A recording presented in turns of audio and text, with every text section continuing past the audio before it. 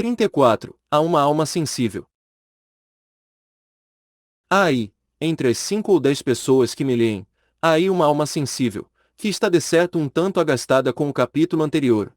Começa a tremer pela sorte de Eugênia. E talvez, sim, talvez, lá no fundo de si mesma, me chame cínico.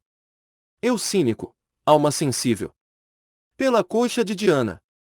Esta injúria merecia ser lavada com sangue, se o sangue lavasse alguma coisa nesse mundo.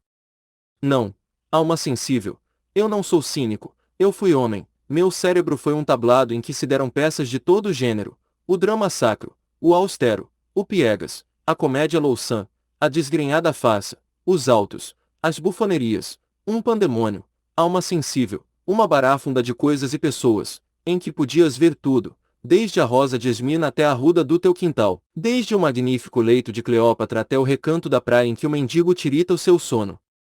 Cruzavam-se nele pensamentos de vária casta e feição. Não havia ali a atmosfera somente da águia e do beija-flor, havia também a da lesma e do sapo. Retira, pois, a expressão, alma sensível, castiga os nervos, limpa os óculos, que isso às vezes é dos óculos, e acabemos de uma vez com esta flor da moita. 35. O caminho de Damasco. Ora aconteceu, que, 8 dias depois, como eu estive-se no caminho de Damasco, ouvi uma voz misteriosa, que me sussurrou as palavras da Escritura, Et nona, 7 levanta-te, e entra na cidade. Essa voz saía de mim mesmo, e tinha duas origens, a piedade, que me desarmava ante a candura da pequena, e o terror de vir a amar deveras, e desposá-la. Uma mulher coxa. Quanto a este motivo da minha descida, não há duvidar que ela o achou e mo disse. Foi na varanda, na tarde de uma segunda-feira, ao anunciar-lhe que na seguinte manhã viria para baixo. Adeus, suspirou ela estendendo, minha mão com simplicidade, faz bem. E como eu nada dissesse, continuou, faz bem em fugir ao ridículo de casar comigo. Ia dizer-lhe que não, ela retirou-se lentamente, engolindo as lágrimas. Alcancei-a a poucos passos, e jurei-lhe por todos os santos do céu que eu era obrigado a descer, mas que não deixava de lhe quererem muito, tudo e pérgoles frias, que ela escutou sem dizer nada. Acredita-me? Perguntei eu no fim. Não, e digo-lhe que faz bem. Quis retê-la, mas o olhar que me lançou não foi já de súplica, senão de império. Desci da Tijuca, na manhã seguinte, um pouco amargurado, outro pouco satisfeito. Vinha dizendo a mim mesmo que era justo obedecer a meu pai, que era conveniente abraçar a carreira política, e que a Constituição, que a minha noiva e que o meu cavalo. 36. A propósito de botas. Meu pai, que me não esperava, abraçou-me cheio de ternura e agradecimento. Agora é deveras, disse ele. Posso enfim. Deixei-o nessa reticência, e fui descalçar as botas, que estavam apertadas. Uma vez aliviado, respirei a larga, e deitei-me a fio comprido, enquanto os pés, e todo eu atrás deles, entravamos numa relativa bem-aventurança. Então considerei que as botas apertadas são uma das maiores venturas da terra, porque, fazendo doer os pés, dão aso ao prazer de as descalçar. Mortifica os pés, desgraçado, desmortifica-os depois, e aí tens a felicidade barata, ao sabor dos sapateiros e de Epicuro. Enquanto esta ideia me trabalhava no famoso trapézio, lançava eu os olhos para a Tijuca, e via a aleijadinha perder-se no horizonte do pretérito, e sentia que o meu coração não tardaria também a descalçar as suas botas. E descalçou-as o lascivo. 4 ou 5 dias depois, saboreava esse rápido, inefável e incoercível momento de gozo, que sucede a uma dor pungente, a uma preocupação, a um incômodo. Daqui inferia que a vida é o mais engenhoso dos fenômenos, porque só aguça a fome, com o fim de deparar a ocasião de comer, e não inventou os calos, senão porque eles aperfeiçoam a felicidade terrestre. Em verdade vos digo que toda a sabedoria humana não vale um par de botas curtas. Tu, minha Eugênia, é que não as descalçaste nunca, foste aí pela estrada da vida, manquejando da pena e do amor, triste. Memórias póstumas de Brás Cubas 119. Como os enterros pobres, solitária, calada, laboriosa, até que Vieste também para esta outra margem. O que eu não sei é se a tua existência era muito necessária ao século. Quem sabe? Talvez um compasso de menos fizesse patear a tragédia humana. 37 Enfim. Enfim. Eis aqui Virgília. Antes de ir à casa do conselheiro Rio Dutra, perguntei a meu pai se havia algum ajuste prévio de casamento. Nenhum ajuste. Há tempos, conversando com ele a teu respeito, confessei-lhe o desejo que tinha de te ver deputado, e de tal modo falei, que ele prometeu fazer alguma coisa, e creio que o fará. Quanto à noiva, é o nome que dou a uma criaturinha, que é uma joia, uma flor, uma estrela, uma coisa rara. É a filha dele, imaginei que, se casasses com ela, mais depressa seres deputado. Só isto. Só isto. Fomos dali à casa do Dutra. Era uma pérola esse homem, risonho, jovial, patriota, um pouco irritado com os males públicos, mas não desesperando de os curar depressa. Achou que a minha candidatura era legítima, convinha, porém, esperar alguns meses. E logo me apresentou a mulher, uma estimável senhora, e a filha, que não desmentiu em nada o panegírico de meu pai. Juro-vos que em nada. Relede o capítulo 27. Eu, que levava ideias a respeito da pequena, fitei-a de certo modo. Ela, que não sei se as tinha, não me fitou de modo diferente, e o nosso olhar primeiro foi pura e simplesmente conjugal. No fim de um mês estávamos íntimos. 38. A quarta edição. Venha cá jantar amanhã, disse-me o Dutra uma noite. Aceitei o convite. No dia seguinte, mandei que a Sege me esperasse no lago de São Francisco de Paula, e fui dar várias voltas. Lembra-vos ainda a minha teoria das edições humanas? Pois sabei que, naquele tempo, estava eu na quarta edição, revista e emendada, mas ainda ensada de descuidos e barbarismos, defeito que, aliás, achava alguma compensação no tipo, que era elegante, e na encadenação, que era luxuosa. Dadas as voltas, ao passar pela Rua dos Ourives, consulto o relógio e cai-me o vidro na calçada. Entro na primeira loja que tinha à mão, era um cubículo, pouco mais, empoeirado e escuro.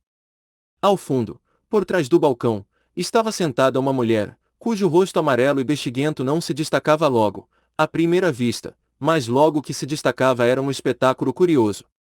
Não podia ter sido feia, ao contrário, via-se que fora bonita, e não um pouco bonita, mas a doença e uma velhice precoce. Destruíam-lhe a flor das graças. As bexigas tinham sido terríveis. Os sinais, grandes e muitos, faziam saliências em canas, declives e aclives, e davam uma sensação de lixa grossa, enormemente grossa. Eram os olhos a melhor parte do vulto, e aliás tinham uma expressão singular e repugnante, que mudou, entretanto, logo que eu comecei a falar. Quanto ao cabelo, estava russo e Memórias póstumas de Brás Cubas. 122 quase tão poento como os portais da loja. Num dos dedos da mão esquerda fulgia-lhe um diamante. Crê-lo-eis, pósteros. Essa mulher era Marcela. Não a conheci logo, era difícil, ela porém conheceu-me apenas lhe dirigi a palavra.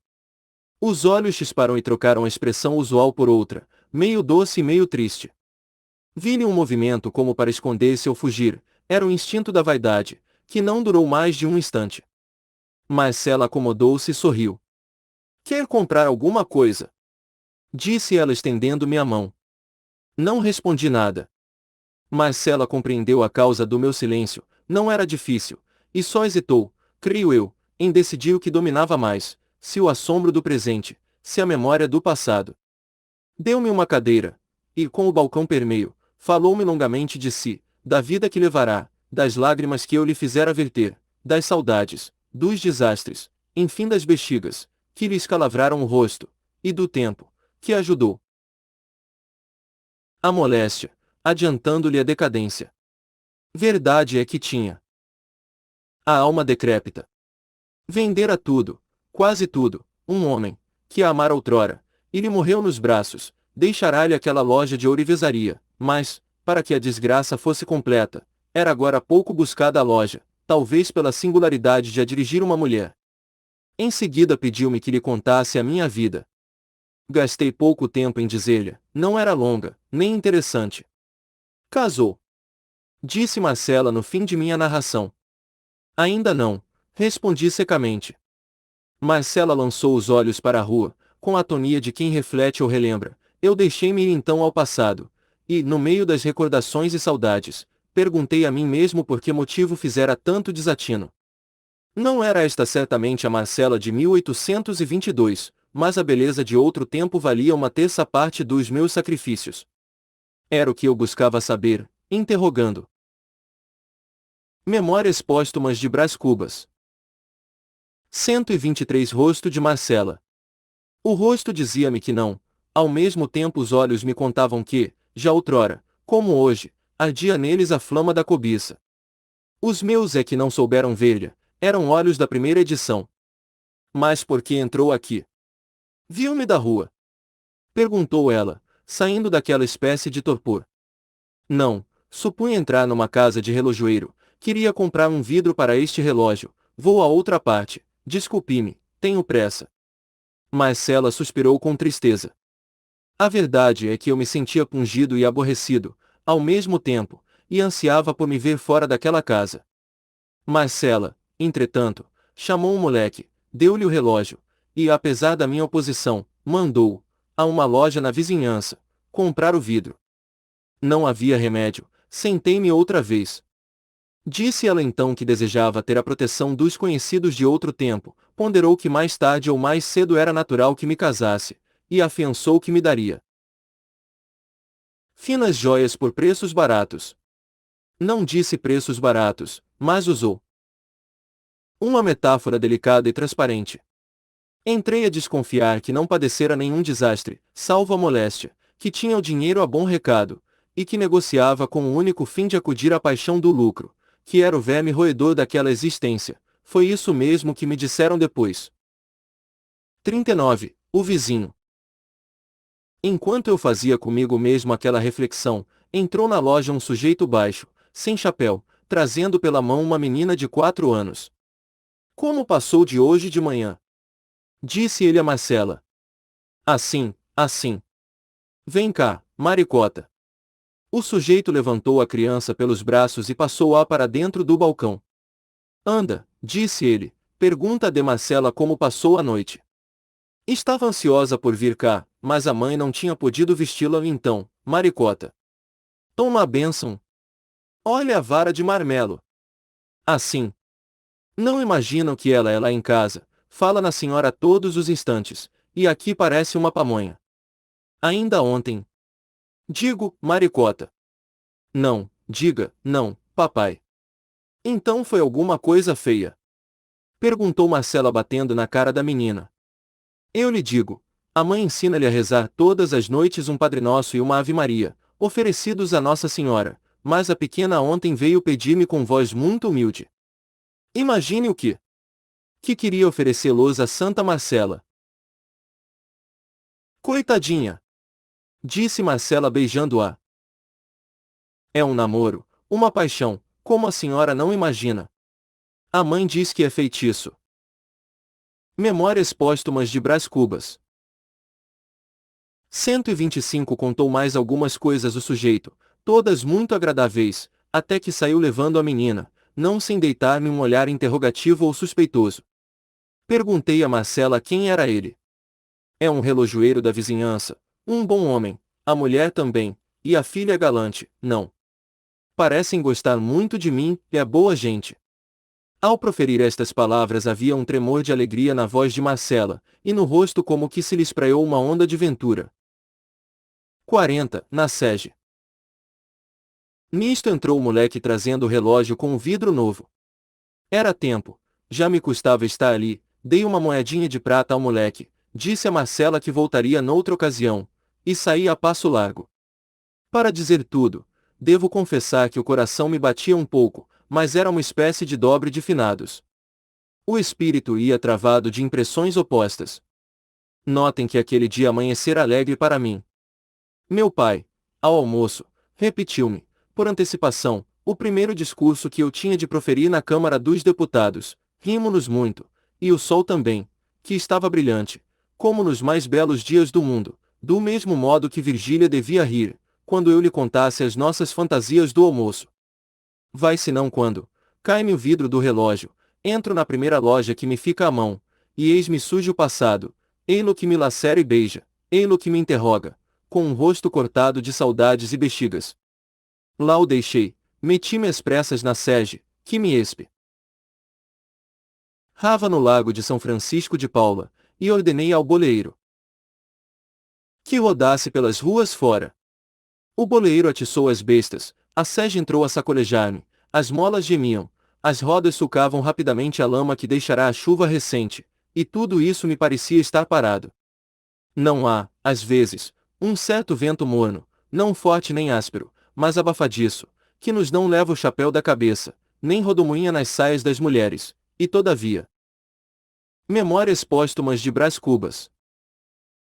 127 Eu parece ser pior do que se fizesse uma e outra coisa, porque abate, afrouxa, e como que dissolve os espíritos. Pois eu tinha esse vento comigo, e certo de que ele me soprava por achar-me naquela espécie de garganta entre o passado e o presente, almejava por sair à planície do futuro. O pior é que a sege não andava.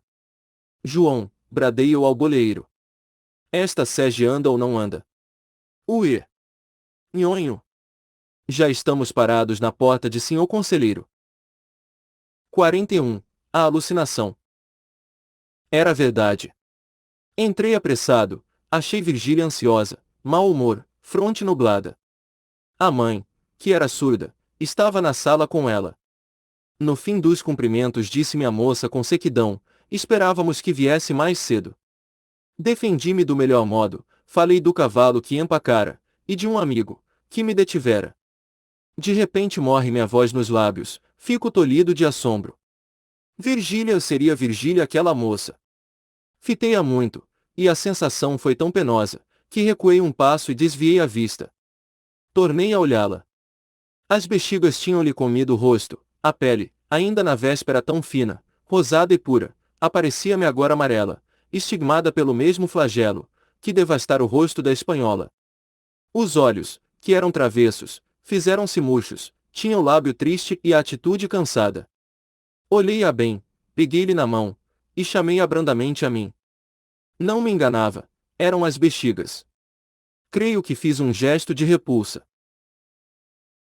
Virgília afastou-se, e foi sentar-se no sofá. Eu fiquei algum tempo a olhar para os meus próprios pés. Devia sair ou ficar. Rejeitei o primeiro alvitre, que era simplesmente absurdo, e encaminhei-me para Virgília, que lá estava sentada e calada. Céus!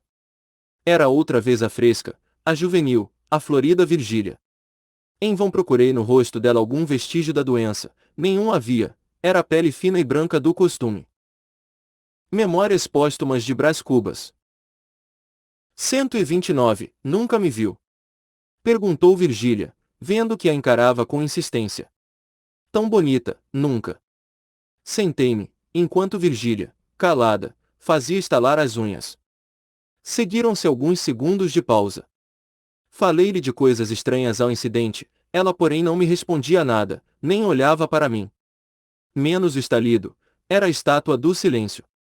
Uma só vez me deitou os olhos, mas muito de cima, soerguendo a pontinha esquerda do lábio, contraindo as sobrancelhas, ao ponto de as unir. Todo esse conjunto de coisas dava-lhe ao rosto uma expressão média, entre cômica e trágica.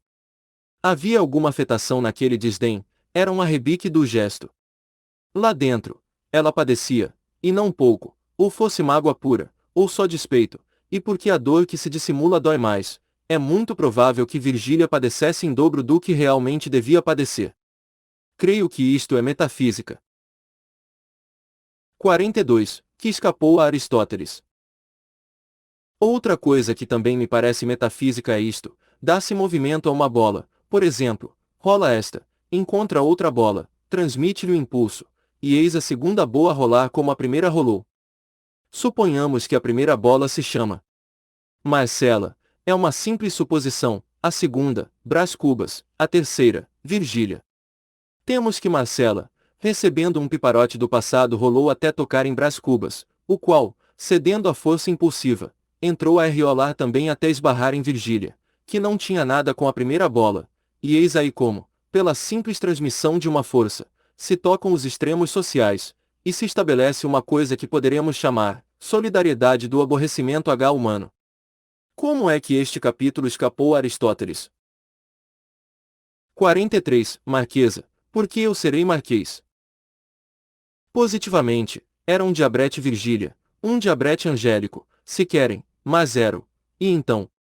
Então apareceu o Lobo Neves, um homem que não era mais esbelto que eu, nem mais elegante, nem mais lido, nem mais simpático, e todavia foi quem me arrebatou Virgília e a candidatura, dentro de poucas semanas, com um ímpeto verdadeiramente cesariano. Não precedeu nenhum despeito, não houve a menor violência de família. Dutra veio dizer-me, um dia, que esperasse outra aragem, porque a candidatura de Lobo Neves era apoiada por grandes influências. Cedi, tal foi o começo da minha derrota. Uma semana depois, Virgília perguntou ao Lobo Neves, a sorrir, quando seria ele ministro. Pela minha vontade, já pelas dos outros, daqui a um ano. Virgília replicou, promete que algum dia me fará baronesa. Marquesa, porque eu serei marquês. Desde então fiquei perdido. Virgília comparou a águia e o pavão, e elegeu a águia, deixando o pavão com o seu espanto, seu despeito, e 3 ou 4 beijos que lhe dera. Talvez 5 beijos, mais 10 que fossem não queria dizer coisa nenhuma. O lábio do homem não é como a pata do cavalo de Átila, que esterilizava o solo em que batia, é justamente o contrário. 44. Cubas. Meu pai ficou atônito com o desenlace, e quer me parecer que não morreu de outra coisa. Eram tantos os castelos que engenhara, tantos e tantíssimos os sonhos, que não podia vê-los assim esboroados, sem padecer um forte abalo no organismo. A princípio não quis crê-lo. Cubas. Um galho da árvore ilustre dos cubas. E dizia isto com tal convicção, que eu, já então informado da nossa tanoaria, esqueci um instante a volúvel dama, para só contemplar aquele fenômeno, não raro, mas curioso, uma imaginação graduada em consciência. Cubas. Repetia-me ele na seguinte manhã, ao almoço. Não foi alegre o almoço, eu próprio estava a cair de sono. Tinha velado uma parte da noite. De amor. Era impossível, não se ama 2 vezes a mesma mulher, e eu, que tinha de amar aquela, tempos depois, não lhe estava agora preso por nenhum outro vínculo, além de uma fantasia passageira, alguma obediência e muita fatuidade. E isto basta explicar a vigília, era. Despeito. Um despeitozinho agudo como ponta de alfinete. Qual se desfez, com charutos, murros, leituras truncadas, até romper a aurora, a mais tranquila das auroras. Mas eu era moço, tinha o remédio em mim mesmo. Meu pai é que não pôde suportar facilmente a pancada. Pensando bem, pode ser que não morresse precisamente do desastre, mas que o desastre lhe complicou as últimas dores, é positivo. Memórias póstumas de Brás Cubas. 133 morreu daí a 4 meses, acabrunhado, triste, com uma preocupação intensa e contínua, a semelhança de remorso, um desencanto mortal, que lhe substituiu os reumatismos e tosses. Teve ainda meia hora de alegria, foi quando um dos ministros o visitou. Vi-lhe, lembra-me bem, vi-lhe o grato sorriso de outro tempo, e nos olhos uma concentração de um us, que era, por assim dizer, o último lampejo da alma expirante. Mas a tristeza tornou logo, a tristeza de morrer sem me ver posto em algum lugar alto, como aliás me cabia. Cubas. Morreu alguns dias depois da visita do ministro, uma manhã de maio, entre os 2 filhos, Sabina e eu, e mais o tio Ildefonso e meu cunhado. Morreu sem lhe poder valer a ciência dos médicos, nem o nosso amor, nem os cuidados, que foram muitos, nem coisa nenhuma, tinha de morrer, morreu. Cubas. 45. Notas. Écio Lúcius, lágrimas, casa armada, veludo preto nos portais, um homem que veio vestir o cadáver, outro que tomou a medida do caixão, essa, tocheiros, convites, convidados que entravam, lentamente, a passo surdo, e apertavam a mão à família, alguns tristes, todos sérios e calados, padre sacristão, rezas, aspersões d'água benta, o fechar do caixão, a prego e martelo, 6 pessoas que o tomam da essa, e o levantam, e o descem a custo pela escada, não obstante os gritos, soluços e novas lágrimas da família, e vão até o coche fúnebre, e o colocam em cima e traspassam e apertam as correias, o rodar do coche, o rodar dos carros, um a um. Isto que parece um simples inventário, eram notas que eu havia tomado para um capítulo triste e vulgar que não escrevo. 46. A herança. Veja-nos agora o leitor, 8 dias depois da morte de meu pai, minha irmã sentada num sofá, pouco adiante, Cotrim, de pé, encostado a um consolo, com os braços cruzados e a morder o bigode, eu a passear de um lado para outro, com os olhos no chão. Luto pesado. Profundo silêncio. Mas afinal, disse Cotrim, esta casa pouco mais pode valer de 30 contos, demos que valha 35, vale 50, ponderei. Sabina sabe que custou 58, podia custar até 60, tornou Cotrim, mas não se segue que os valesse, e menos ainda que os valha hoje. Você sabe que as casas, aqui há anos, baixaram muito. Olhe, se esta vale os 50 contos, quantos não vale a que você deseja para si, a do campo? Não fale nisso. Uma casa velha. Velha! Exclamou Sabina, levantando as mãos ao teto. Parece-lhe nova, aposto. Ora, mano, deixe-se dessas coisas, disse Sabina, erguendo-se do sofá, podemos arranjar tudo em boa amizade, e com lisura. Por exemplo, Cotrim não aceita os pretos, quer sol. Boleeiro de papai e o Paulo, o boleeiro não, acudiu, fico com a sege e não hei de ir comprar outro. Memórias póstumas de Brás Cubas. 136, bem, fico com o Paulo e o Prudêncio. O Prudêncio está livre. Livre. Há 2 anos. Livre. Como seu pai arranjava estas coisas cá por casa, sem dar parte a ninguém. Está direito. Quanto à prata, creio que não libertou a prata. Tínhamos falado na prata, a velha prataria do tempo de D.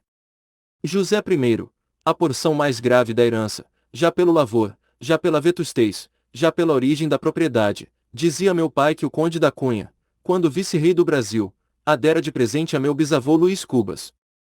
Quanto à prata, continuou Cotrim, eu não faria questão nenhuma, se não fosse o desejo que sua irmã tem de ficar com ela, e acho-lhe razão.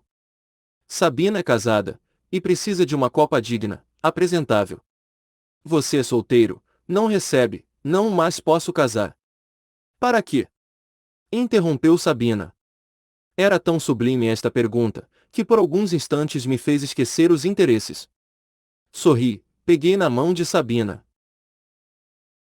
Bati-lhe levemente na palma, tudo isso com tão boa sombra, que o Cotrim interpretou o gesto como de aquiescência, e agradeceu-mo. Que é lá? Redagui, não cedi coisa nenhuma, nem cedo. Nem cede. Abanei a cabeça. Deixa, Cotrim, disse minha irmã ao marido, vê se ele quer ficar também com a nossa roupa do corpo, é só o que falta. Não falta mais nada. Quer a sege, quer o boleeiro, quer a prata, quer tudo. Olhe, é muito mais sumário citar-nos a juízo e provar com testemunhas que Sabina não é sua irmã, que eu não sou seu cunhado e que Deus não é Deus. Faça isto, e não perde nada, nem uma colherinha. Ora, meu amigo, outro ofício. Estava tão agastado, e eu não menos, que entendi oferecer um meio de conciliação, dividir a prata. Riu-se e perguntou-me. Memórias póstumas de Brás Cubas. 137 A quem caberia o bule, e a quem o açucareiro, e depois desta pergunta, declarou que teríamos tempo de liquidar a pretensão, quando menos em juízo. Entretanto, Sabina fora até a janela que dava para a chácara, e depois de um instante, voltou, e propôs ceder o Paulo e outro preto, com a condição de ficar com a prata. Eu ia dizer que não me convinha, mas Cotrim adiantou-se e disse a mesma coisa. Isso nunca. Não faço esmolas. Disse ele. Jantamos tristes. Meu tio cônego apareceu à sobremesa, e ainda presenciou uma pequena altercação. Meus filhos, disse ele, Lembrem-se que meu irmão deixou um pão bem grande para ser repartido por todos. Mas Cotrim, creio. A questão, porém, não é de pão, é de manteiga. Pão seco é que eu não engulo. Fizeram-se finalmente as partilhas, mas nós estávamos brigados. E digo-lhes que, ainda assim, custou-me muito a brigar com Sabina. Éramos tão amigos. Jogos pueris, fúrias de criança, risos e tristezas da idade adulta, dividimos muita vez esse pão da alegria e da miséria, irmãmente, como bons irmãos que éramos. Mas estávamos brigados. Tal qual a beleza de Marcela, que se esvaiu com as bexigas.